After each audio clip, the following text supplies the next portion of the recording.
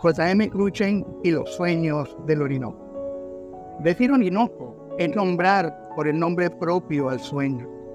El descubrimiento de sus aguas patriarcales está labrado con los signos enigmáticos de la aventura, la codicia, el valor y el espanto de generaciones de hombres y mujeres que han visto sus rostros en el espejo opaco de sus ondas, que han visto borrarse sus nombres mortales en las arenas pardas de sus playas y sus sombras desdibujarse en la manigua. En carta a los reyes católicos escribe el almirante de la mar Océano, Cristóbal Colón, transido de mística exaltación. Y digo que si este río no procede del paraíso terrenal, viene y procede de tierra infinita, del continente austral, del cual hasta ahora no se han tenido noticias, mas yo muy asentado tengo en mi ánima que allí donde dije, en tierra de gracia, se halla el paraíso. La primera aparición en letras castellanas del Orinoco es para meter el miedo en el cuerpo. En la noche, ya muy tarde, estando a bordo de la nave, oí un rugir muy terrible que venía del sur hacia nosotros. Me paré a mirar y vi que levantando la mar de poniente a levante, venía una loma tan alta como la nave, y todavía venía hacia mí poco a poco. Sobre ella venía un hilero de corrientes rugiendo con gran estrépito, con aquella furia del rugir que dije me parecían ondas que se estrellaban contra las peñas. Aún hoy en día tengo el miedo en el cuerpo, pues creí que volcaría la nave cuando llegase bajo ella. Pasó la ola y llegó hasta la boca, donde se mantuvo por mucho tiempo. El almirante de la mar Océano navegaba entre la isla de Trinidad hacia el oriente y hacia la tierra de gracia hacia occidente. Al sacar agua del mar la encontró dulce, y cuando más andaba hallaba el agua más dulce y más sabrosa. En prosa tan caliente como precisa, escribe Isaac J. Pardo: desde la entraña misma de la tierra de gracia fluye un río. Las aguas de las altas montañas andinas, de los vastos llanos, de la selva densa, corren a él hasta convertirlo en un mar dulce que por un laberinto de caños pierde sus aguas leonadas en el océano. Por mucho tiempo se le va a conocer como el Uyaparí, nombre que daban los indios al más robusto de sus cañas. Los tamanacos lo llamaron Orinoco, que quiere decir serpiente enroscada.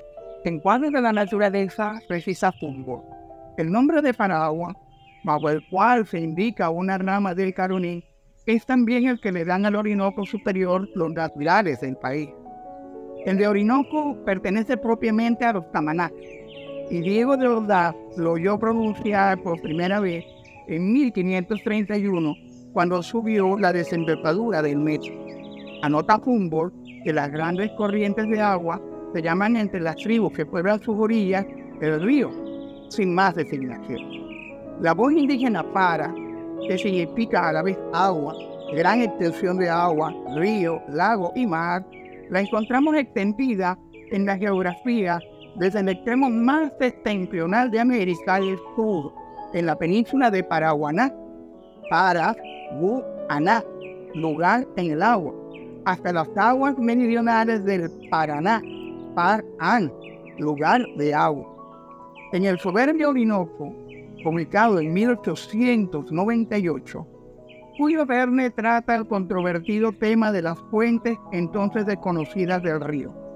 Leemos en el prólogo a la reedición 1000 ejemplares en el 2007 en español y francés de la obra que en 1998 marcó el primer centenario de la publicación del soberbio Orinoco, lo que sigue.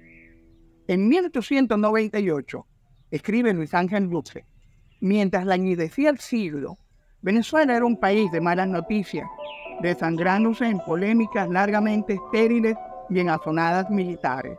Fue entonces cuando, de la mano del gran maestro francés, su principal fuerza acuática ingresó como protagonista en la mejor de las literaturas.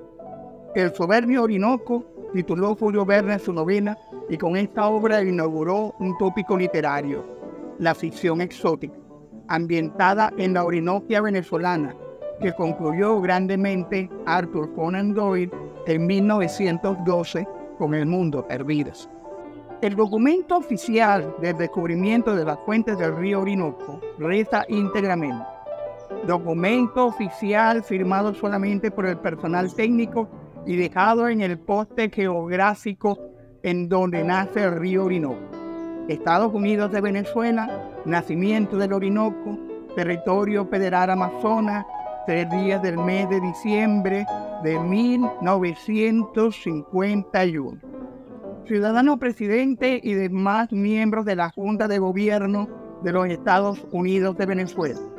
Nosotros, los abajo firmantes, Mayor Fran A. Rísquez Iribarren, oficial del Estado Mayor General; José N. Cruche, director del Museo de Ciencias Naturales; Luis M. Carbonell, doctor en Ciencias Médicas, docente de la Universidad Central de Venezuela; Pablo Anduce, entomólogo y médico, individuo de número de la Academia de Ciencias Físicas, Matemáticas y Naturales de los Estados Unidos de Venezuela; Félix Cardona Puig, astrónomo de la División de Geodesia de Cartografía Nacional.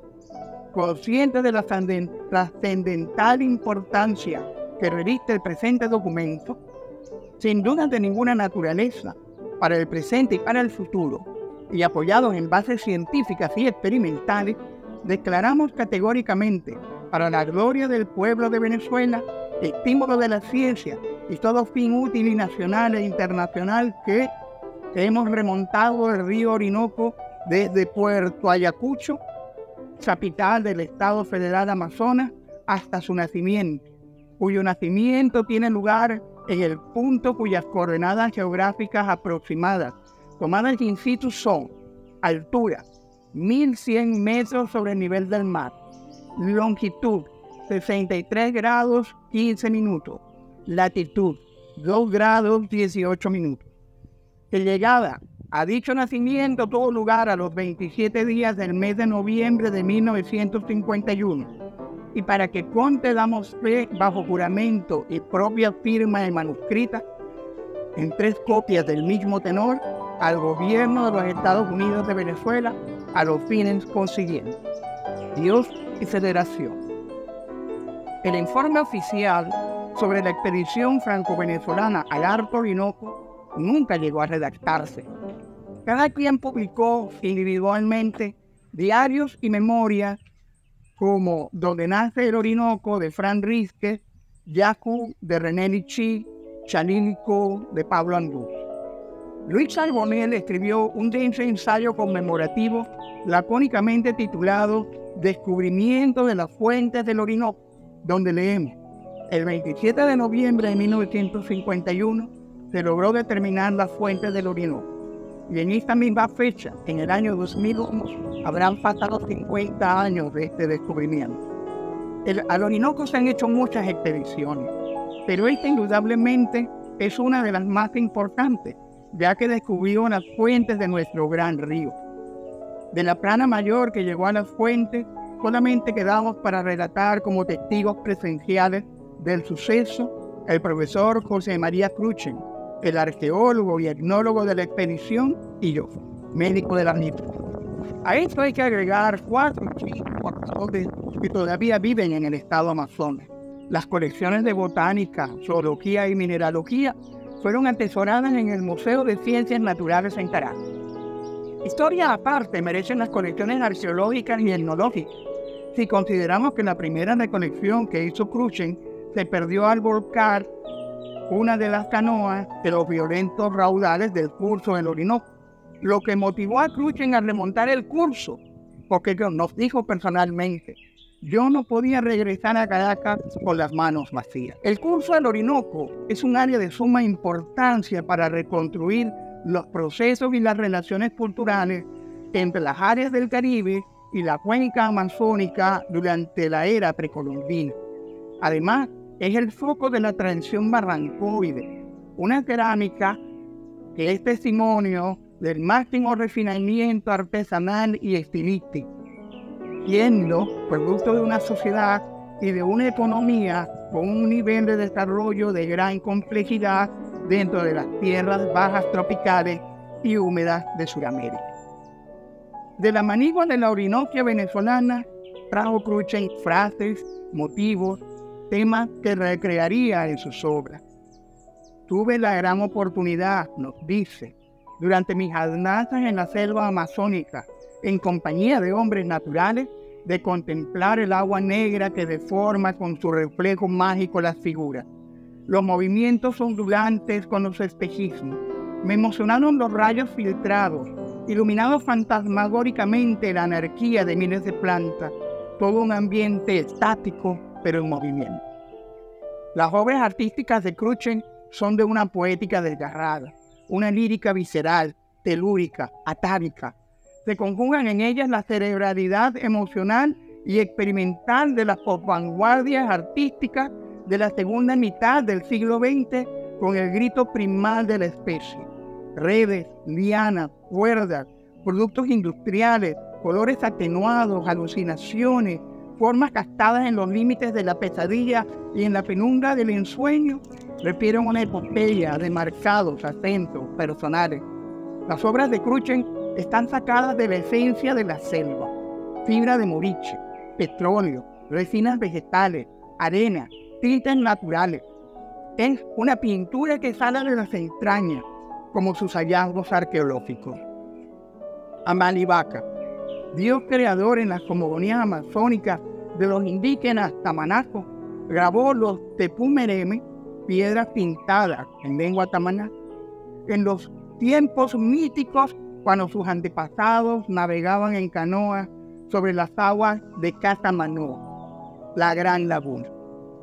La obra de Crutzen es la prueba sensible en línea y color, signo y símbolo, forma, materia y mensaje de la permanencia de los ancestros.